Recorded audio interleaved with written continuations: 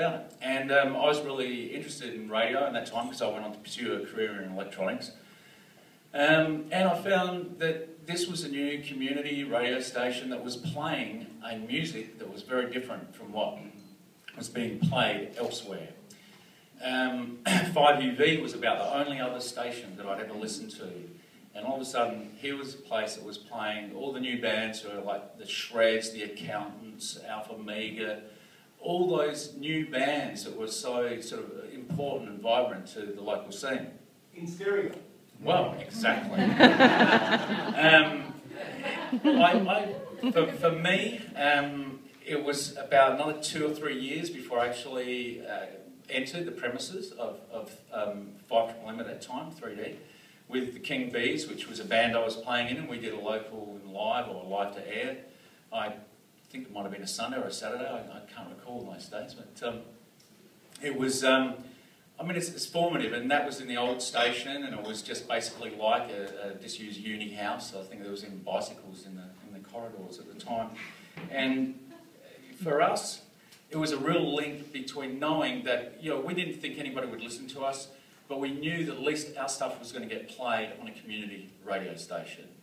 And we really embraced it. And everybody that I met, we all have 3D. I mean, 3D's on my car radio, it's on my alarm clock, it's on my stereo system at home. That's all I listen to. I don't bother with anything else. So,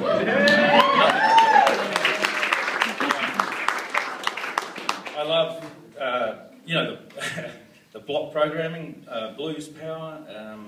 You know, it's a way I kept up with, you know, what is the music scene. Progressive Music Broadcasting Association, I think, is important. I read this and looked it up. It was like saying how it does 40% Australian music, which 50% is South Australian, 25% unsigned, and 25% female artists. And I think that's really important, and that's another aspect that this station does. It really supports the artists, and many of us were unsigned. We were lucky enough the market came to be signed, but for all the artists out there, and we're unsigned now, so there you go. But it's so important to us, and I really have a heartfelt, you know, love for this station. It's also, you know, without 3D, you know, no local and live, you know, what about the gig guide, the prison show, of course, Dribble Drive, you know, the Stick Man. I mean, and I'm just saying that, you know, bands like the Marky Kane, West Pope, Fear and Loathing, Perdition, all of us, you know, we can be heard on 3D. I mean, I do recall the first time that we were played. Sunday night, I stayed up late to hear it. I was going to work the next day, and the Marky Kane, our very first recording was played, and the announcer actually said, "Wow, I was expecting a little bit more out of that band." That's okay. That's all right. It's honest. Honesty. Come on, honesty. I was going to say 3D's always catered for the disenfranchised, the marginalised, the musical outliers. It's all inclusive, yet is an exclusive club, in my opinion.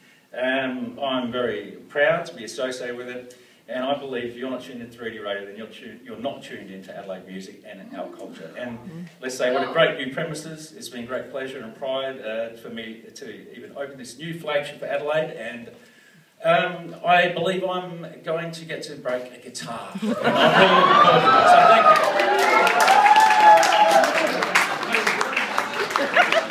I'm sorry, I lost my giant ribbon cutting scissors and I drank all the champagne, so... That's not a record. Not the mic. Just here. Yes,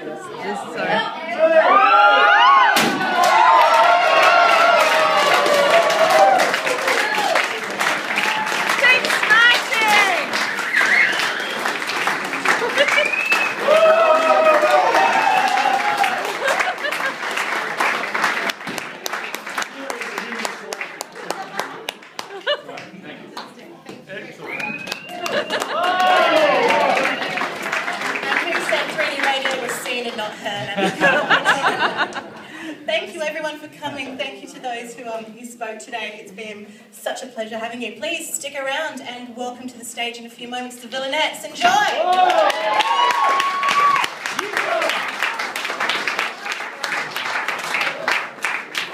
take too much time up. Keep smashing. John, I'm Sophia. Are you okay if I tweet that on social media? Yeah. Fantastic. My ex-partner is your number one fan. Oh, that's Obviously, good. we've broken up now, but just so you know, I've heard They're around. your band has been very... It was incessant. Can you turn it off? Yes.